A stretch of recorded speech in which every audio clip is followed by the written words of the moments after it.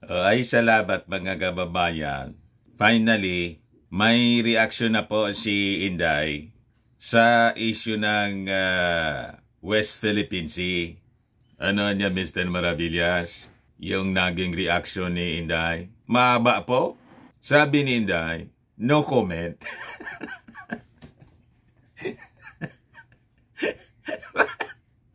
No comment kasi. Pinipilit man ng mga nasa mainstream. Ang kukulit nitong mga reporters. Sabi ng no comment. Ikaw talaga niya, Mr. Maravillas. Ayun man talaga po yung sinabi ni Inday, mga kababayan. Ha? No comment kasi. Vice President Sara Duterte when asked about her stand on China's continued bullying, said that her brother Davao City Representative Paulo Duterte's statement is enough.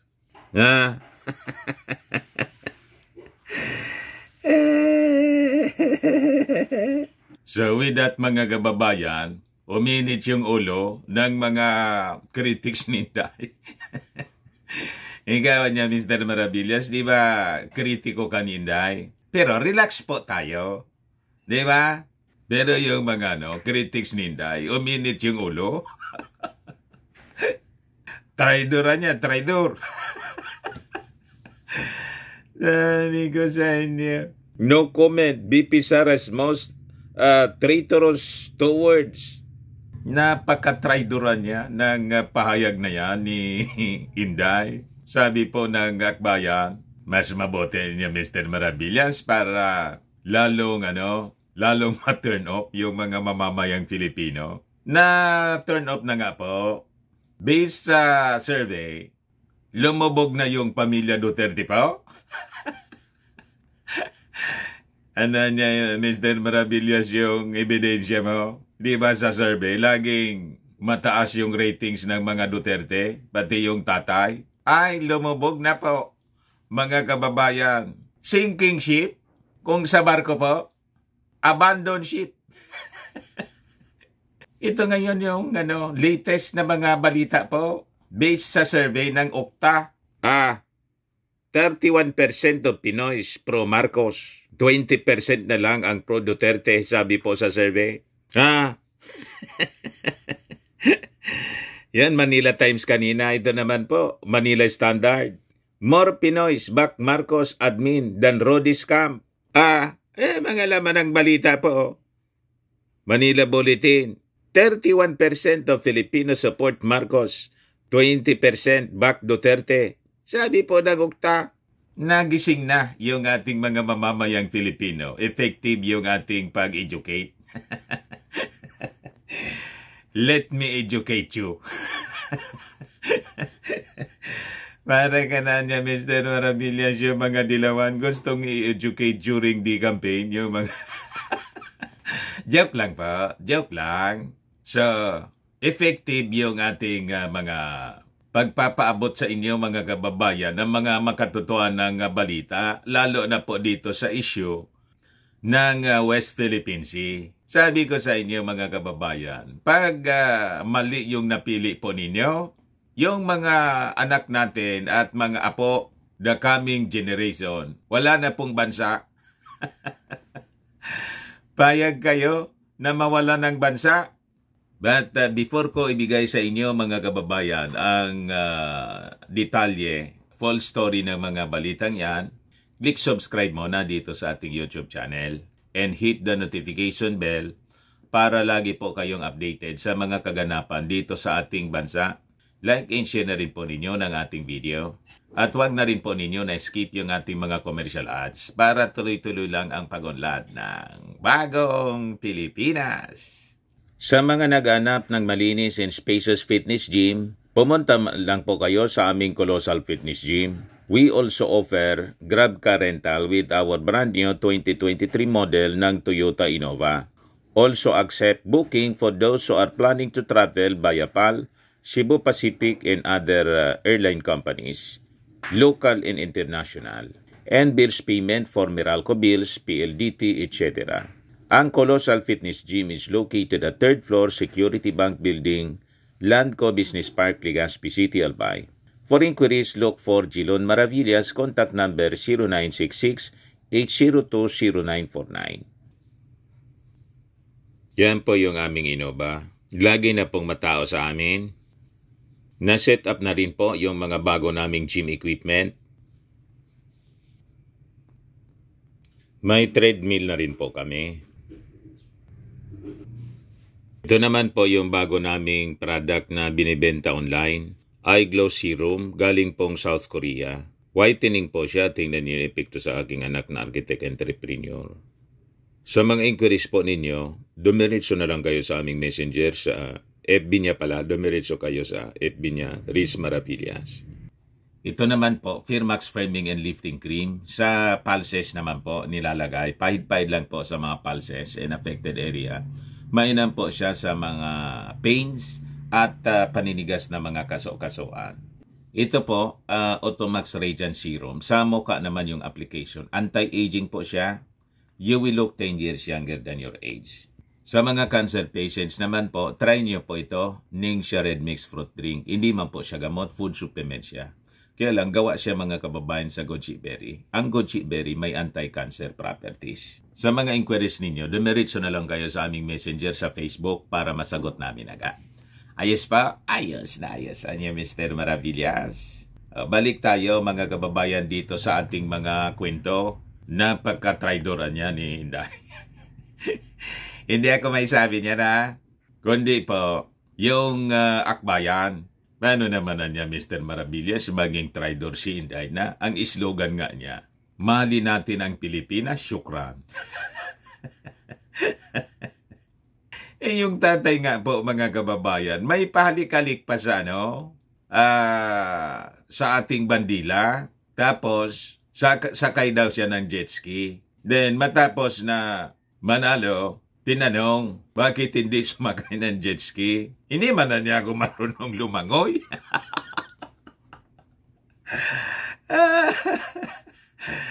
Naisahan yung mga mamamayang Filipino. Naniwala po sa pambubula ni Maudigs. Yun pala, pro-China, pati yung anak.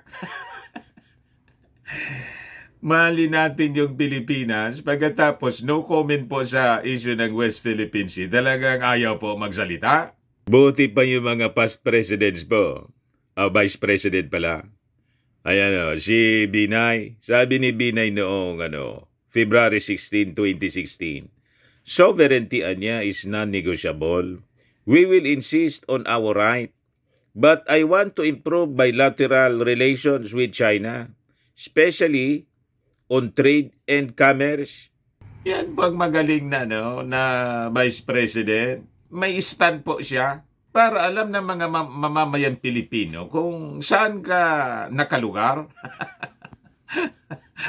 Are you for the Filipino people or for Xi Jinping?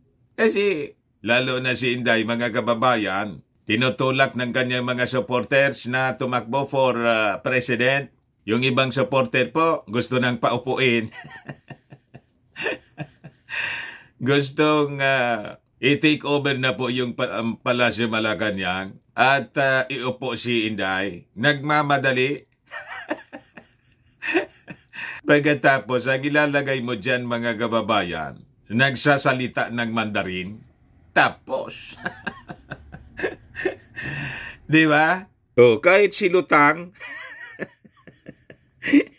mas malala pa niya kung ganon, si Inday kay Lutang. Si Lutang, may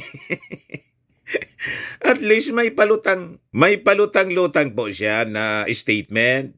Sabi ni Lenny, yung Pilipinas yung dapat talagang mamono upang mapigilan ang patuloy na militarisasyon ng China sa West Philippine Sea dahil tayo yung may arbitral ruling at kailangan nilileverage natin yung arbitral ruling na yon. Kita ninyo, kahit tirap siya na i-explain. Di ba? Pero tama naman. gamitin na leverage yung arbitral ruling. Yung presidente po during the time of Leni, si Mao Diggs, gustong ibasura po. Wala man na niyang kwentang yan. Di man natin kaya, imasakir lang yan yung armed forces natin ng China. Kaya sabi po ni dating Senior Associate Justice Tony Carpio, ang masamaan niya, mismong yung Pangulo natin, ang nananakot sa mga mamamayang Filipino, pati sundalo tinakot.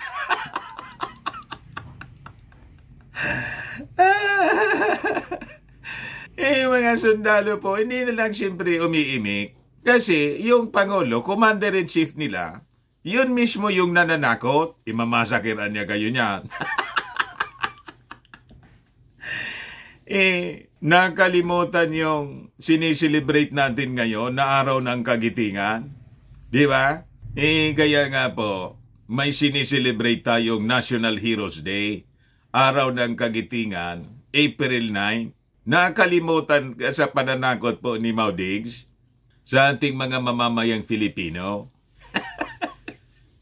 May mga naniwala din, takot na takot ngayon. Kaya na-involve din po yung China. Gustong-gusto yung mga Duterte po. Ayaw nila sa ating Pangulong Bongbong Marcos kasi tunay na magiting. Tumayo, mga kababayan, laban sa China. Dumikit sa Amerika, dumikit sa Japan, dumikit sa Australia. Ayon, tabi-tabian niya kayo, tabi-tabi. Tumabi nga po sa isinagawa nung linggo, mga kababayan na multilateral maritime patrol, pero bumabuntot-buntot daw po sa malayo. Asa na ngayon yung angas ng China? Ba't hindi ninyo ginamitan ng water cannon? Yung aming mga warships, 2 warship po ng Pilipinas, yung ginamit po sa multilateral maritime patrol, bumagbaga mga kababayan yung buntot ng China, tapos nagpalabas ng statement, kontra daw sila sa mga groupings. Exclusive groupings ng mga bansa. Pinagkaisan kasi sila, mga kababayan. Kasi naman po, mga swapang kayo, masasamang ugali, ganid. Si Inday niya, Mr. Maravillas. Yung kampo ni Inday, mga ganid. Parang yung mga Chinese. Hindi pa nga nakakatapos. 2 years pa lang, magto 2 years pa lang sa June. Yung ating Pangulong Bongbong Marcos. Gusto nang iupo. Kung hindi ganid, anong tawag po ninyo dyan? Kaya nga po, ayon, turn off yung mga mamamayang Filipino. Bumulusok po yung result ng survey. Mamaya, ipakita ko po sa inyo. Dito muna tayo sa no comment ni Inday. Ayan ba? Si Inday, no comment. Sabi niya, I think, comprehensive na yung statement ni Congressman Paulo that should be answered by the Department of Foreign Affairs and Secretary of National Defense.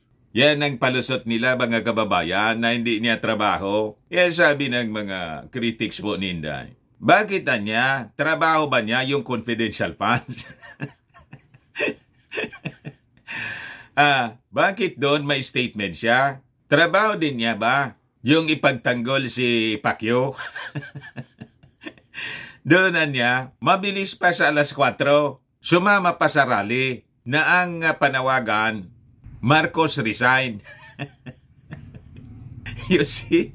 At sa kung ano-ano pang mga occasions na labas sa kanyang mandato, pati yung presyo ng mga bilihin, trabaho ng DTI at saka ng DA, pinangialaman.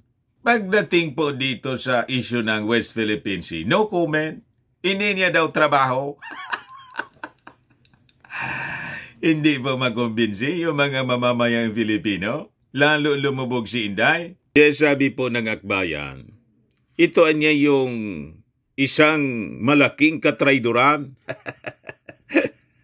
Most traitorous towards Akbayan Party List Representative Akbayan Party List President Rafaela David says Vice President Sara Duterte's no comment remark on China's acts of violence and harassment against Filipinos in the West Philippine Sea epitomizes the most traitorous two words uttered by the second highest leader of the land. Isang malaking katraidoran. It echoes the dangerous depths of her allegiance to China over the well-being and dignity of the Filipino people. BP Sara's no comment remarks means no love for the country in our people. Mismo. Diba? Mga kababayan, kaya sabi ko sa inyo, mag-ingat tayo doon sa mga tao na unstable kung magsalita. Biblical po siya, mga kababayan. Double talk, iba yung sinasabi sa ginagawa. Tingnan niyo yung tatay niya. Like father, like daughter. Yung tatay niya may pahalik-halik sa bandila. Pero, ang best friend niya, mga kababayan, si Xi Jinping, na nang-aapi sa atin, love na love niya. Sabi ni Carpio, I love Xi Jinping niya, sabi ni Digong. Si Inday naman po, mga kababayan, mahalin natin ang Pilipinas. Pero iba man po ang ginagawa. Double talk. Sabi po sa Bible, sa James 1, verse 8, a double-minded man is unstable in all his ways.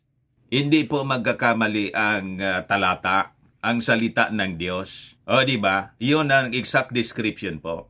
Sa mga Duterte, paiba-iba kung magsalita, unstable ang pag-iisip nila. Double-minded. Hindi mo mapanghawakan yung kanyang mga sinasabi. Iba yung sinasabi sa kanyang ginagawa. Kaya sabi sa Bible, a double-minded man is unstable in all his ways. Hindi mo mapanghawakan po. Ito yung talagang bodol.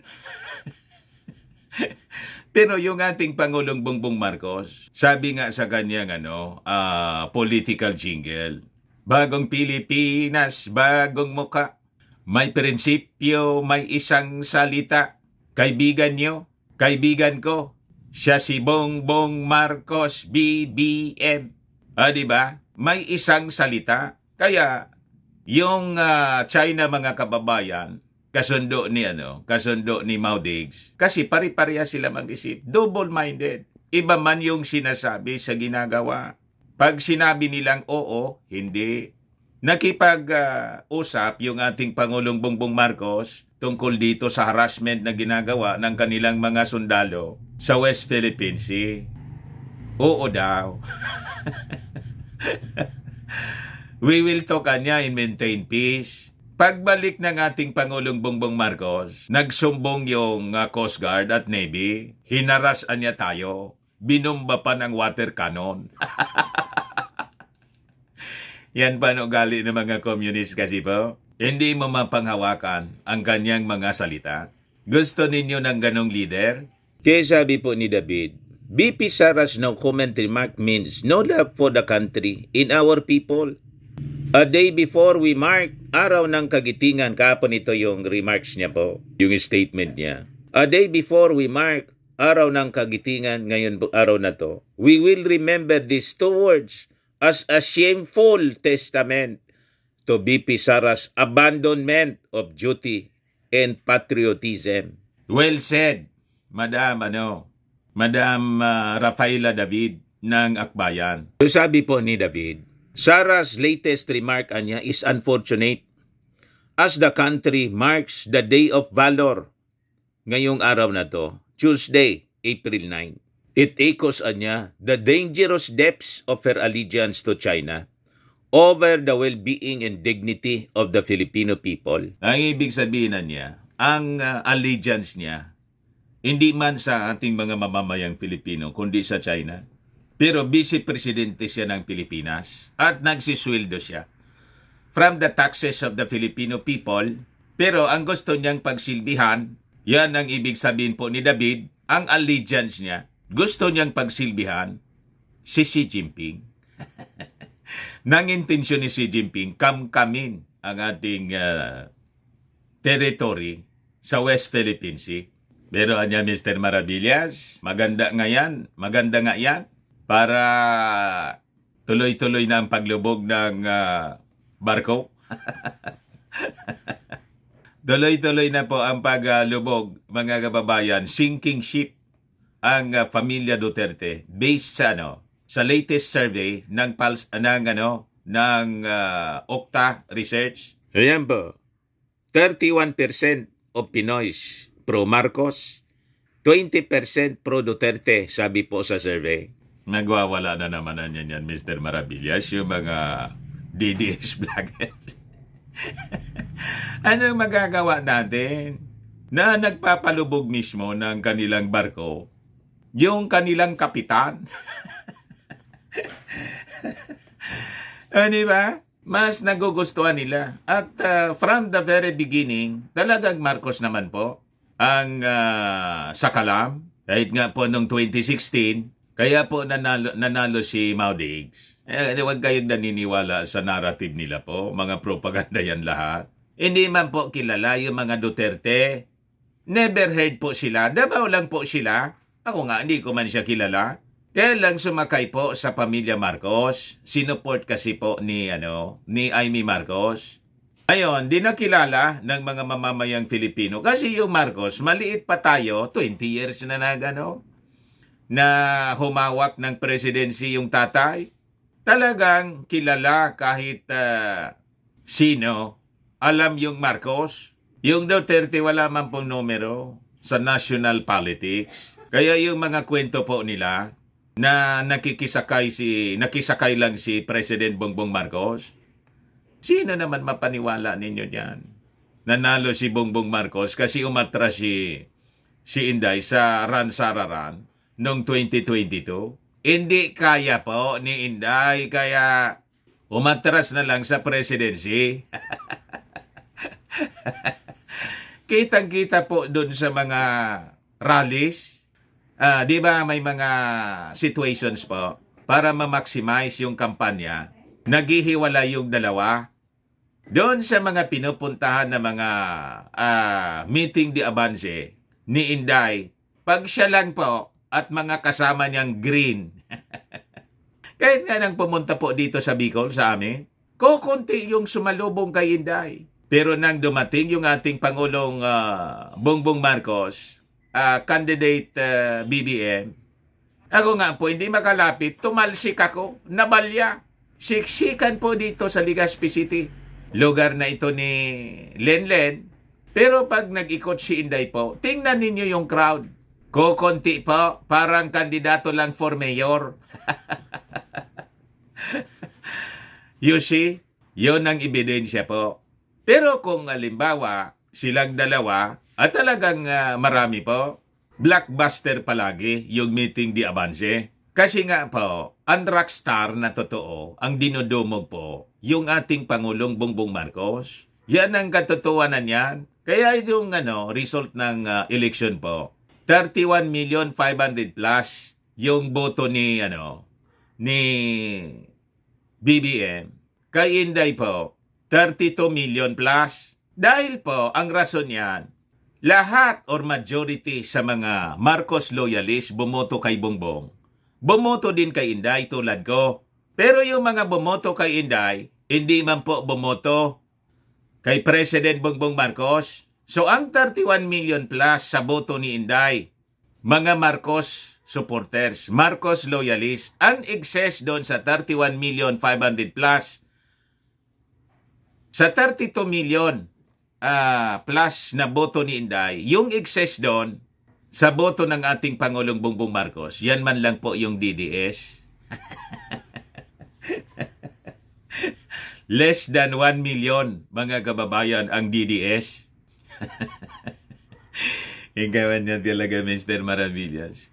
Yun man talaga po ang tama na analysis. Saan ka nakakita? Presidente na yung tatay mo.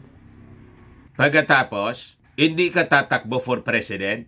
Lahat ng makinarya hawak ng tatay mo. Pero takot ka na lumaban for president. Anong ibig sabihin nun? Nakita kasi nila yung crowd, yung survey po, na mananalo siya for Vice President lang, hindi for President. Naintindihan na ninyo? Kaya tama po ito na result ng survey. 31% gusto sa mga Marcoses, pamilya Marcos. 20% lang sa mga Duterte. Ganyan po. Malinaw mga kababayan. More Pinoys back Marcos admin than Rodi scam. Kasi makikita naman po ninyo sa performance. Napakalayo po pagdating sa serbisyo at abilidad sa trabaho. Malayo ang pamilya Marcos sa miles away sa pamilya Duterte. Ang mga Duterte po, ang mindset nila at yung mga experience nila sa public service, hanggang pang-mayor lang po. Pang-mayor. Kaya pati pag-ugali nila, pang-mayor. O sabi rito, more adult Filipinos support President Marcos in his administration than the Duterte family and their political allies. Results of a survey conducted by Okta Research Group showed Monday.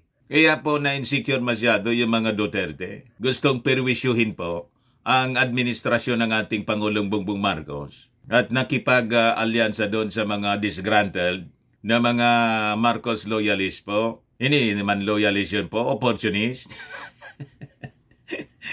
Di ba? Para siraan na siraan yung ating administrasyon, yung ating Pangulo, pinipersonal po. Hindi na matigil yung issue sa sa singhot-singhot. Wala man maniwalang marami sila nagbubulahat. Di ba? Napapaya kasi yung mga Duterte na malayo sila, mga kababayan, sa Marcos brand of public service, paglilingkod sa ating mga mamamayang Filipino, leadership. Kino-compare yung the best niya, president, na umupo sa ating bansa, si Marcos daw, senior, tapos si Digong,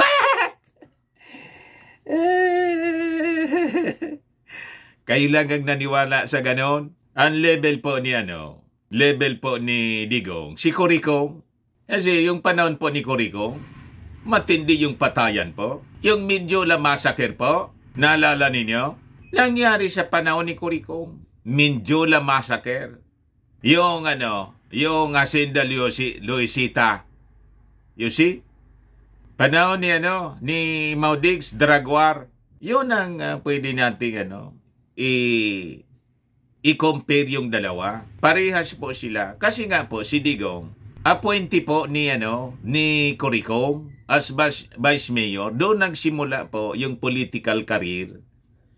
Hybrid dilawan. Yung tatay niya, Marcos Senior. Yung nanay niya, Coricong. Kaya na-appoint po na-appoint si Digong as Vice Mayor ng Davao, officer in charge. Doon nagsimula yung political career. Intindihan na ninyo kung bakit sila magkakakulay. Pati ang pag-iisip po, mindset nila, and brand of leadership, pareho po. Ganon. Kaya malayo po sa Marcos.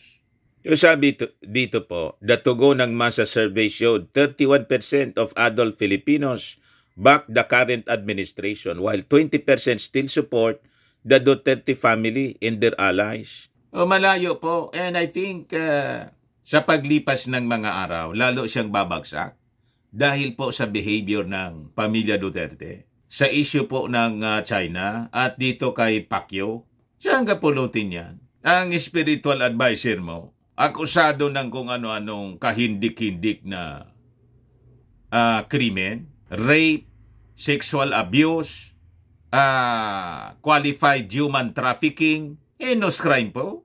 Tapos yun ang sinasakluluan nila, mga kababayan. Tapos si Pacquiao, nagsiset ng kondisyon para sa surrender niya. Sinupalpal ng ating Pangulong Bongbong Marcos. Sabi dito, the poll was conducted nationwide from March 11 to 14 with a margin of error of plus or minus 3% with 1,200 male and female respondents aged 18 and above from class A, B, C, D or E. Holmes, who were interviewed for the study. The respondents were given 5 options and asked to choose which best described their political preference. First, the first option stated that they support Marcos in his administration. The second stated support for the Duterte family and their political allies. The third option was support for the opposition. Ganon mga kababayan, yung opposition po, patunaw na. Ano ba? The fourth option stated no support for any party, and the last option was for those who do not know who they support or refuse to answer. According to the survey, Mr. Marcos garnered the highest support from the National Capital Region at 43% and received the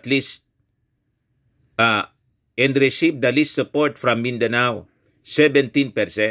The President received the highest support from Class D at 32% and got the lowest support from Class ABC at 27%. So, yung mga mayayaman, mababa yung support sa ating Pangulong Bongbong Marcos. Kasi nga po, pro-masses ang mga programa. So, tama lang po kasi mas nangangailangan ng serbisyo, sabi nga. Yung mga mahirap, siyempre. So, Class D. Yan ang mga mahihirap. Economic Class D. So, mataas ang support ng ating Pangulong Bongbong Marcos. Bakit po? Yung issue po sa 20 pesos na bigas, wala man po yon. Kasi yung ating Pangulong Bongbong Marcos, namimigay nga sila ng libreng bigas. Sa mga pinakang mahihirap na ating mga kababayan, habang inaayos yung ating agrikultura, ngayon po may El Nino tayo, may mga preparations na ginagawa, mitigation. So para yung impact sa mga mahirap po, ma-minimize, nagbibigay sila, nagdi-distribute sila ng mga ayuda. And it's free. Libreng bigas. Kaya walang epekto po yung 20 pesos na bugas. Sige, daldan ninyo ng 20 pesos na bugas na aspiration man lang yung ng ating Pangulo pag naayos na lahat ang problema natin sa agrikultura. Pero silent naman kayo doon sa zona ni Maudigs na 7 pesos na bugas per kilo. You see? Huwag kami mga DDS. Mas matindi yung promise ng sa zona pa yung promise niya. Tapos ginawa ninyong imposible ang 20 pesos pero naniwala kayo na kaya ni Maudigs na i-reduce sa 7 pesos. Pati si spiritual advisor niya, si Pacquiao, 5 pesos daw kasi may-ari siya ng sanlibutan. Doon naniwala kayo. Plus na panluloko, pambubula po. Pinaniwalaan ninyo. Itong sinabi ng ating Pangulong Bongbong Marcos, masaba mag-aspire. Buting at may aspiration siya na sana niya may baba natin sa 20 pesos. Sa NFA po, 25, 5 pesos na lang. Ang diferensya. Kaya lang sa mga sa mga markets, commercial rice nasa 40 pesos. Yung dati man lang po 40 pesos, 41 up to 49. Kasi ang dami nating problema na you just imagine, inabandon po ang agrikultura for more than 30 years. Tapos asa kayo na in 2 years time, baba sa 20 pesos ang presyo ng bigas. Kayo talaga, mga unreasonable kayo. Gumagawa lang kayo ng isyo kasi gusto ninyong siraan yung ating Pangulong Bongbong Marcos, yung kanyang administrasyon. Hindi man po, walang epekto. Ang nasira, nag-backfire po. Ang nasira po, yung mga Duterte, ayan tuloy, 20% na lang po ang may gusto.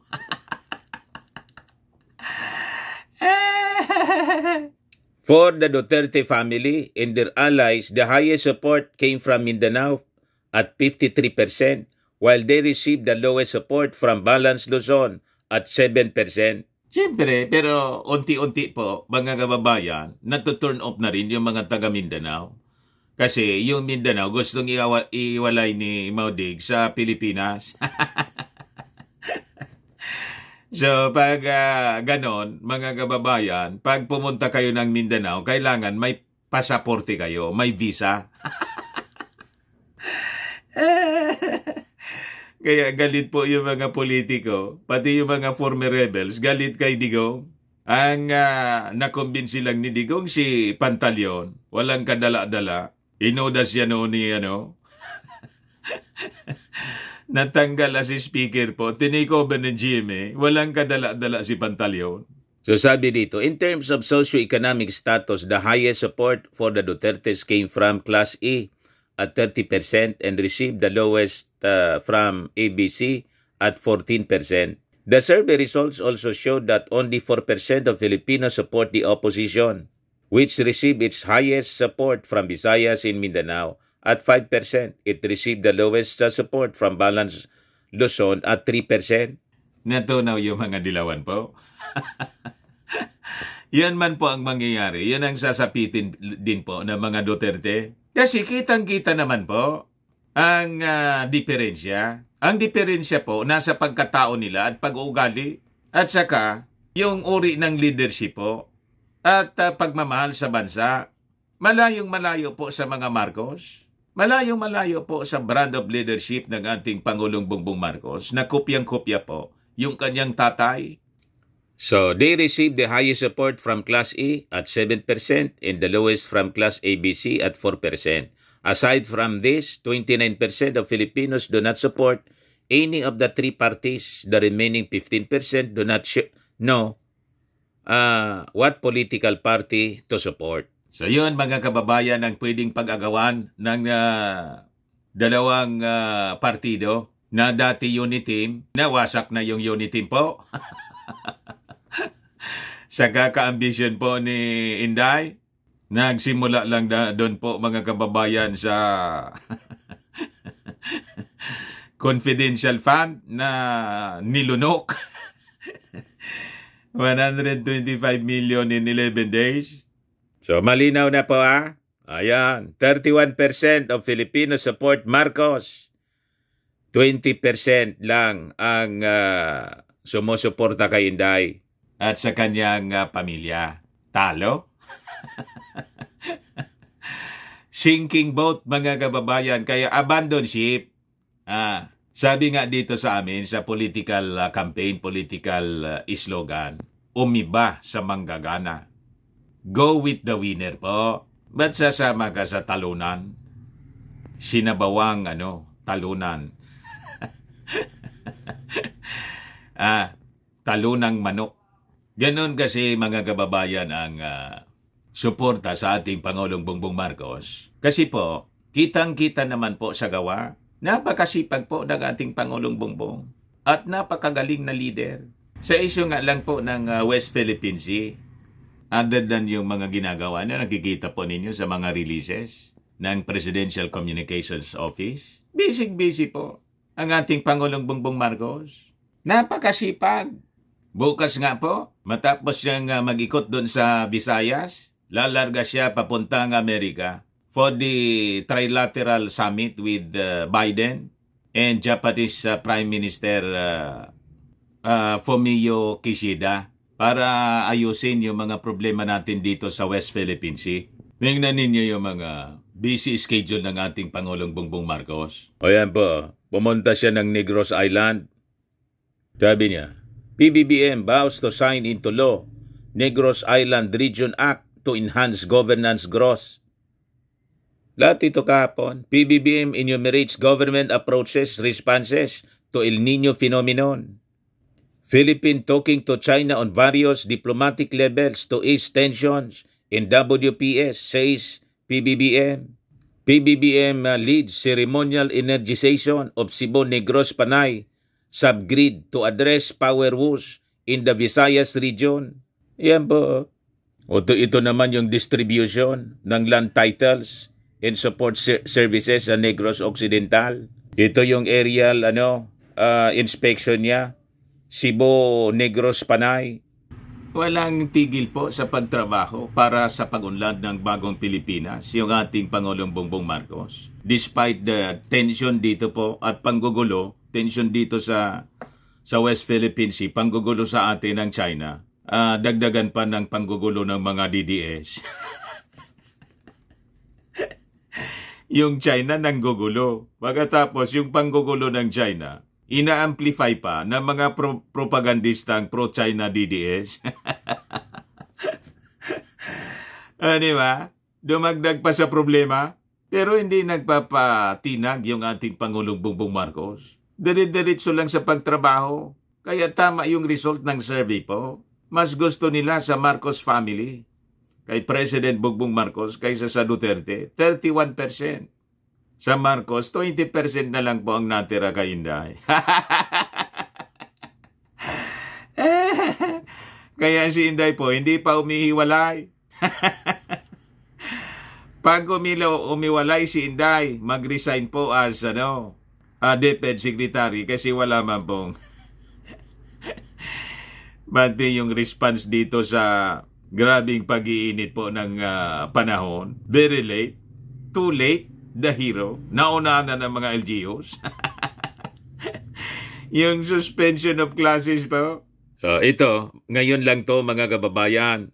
Welcome His Excellency Ferdinand R. Marcos Jr.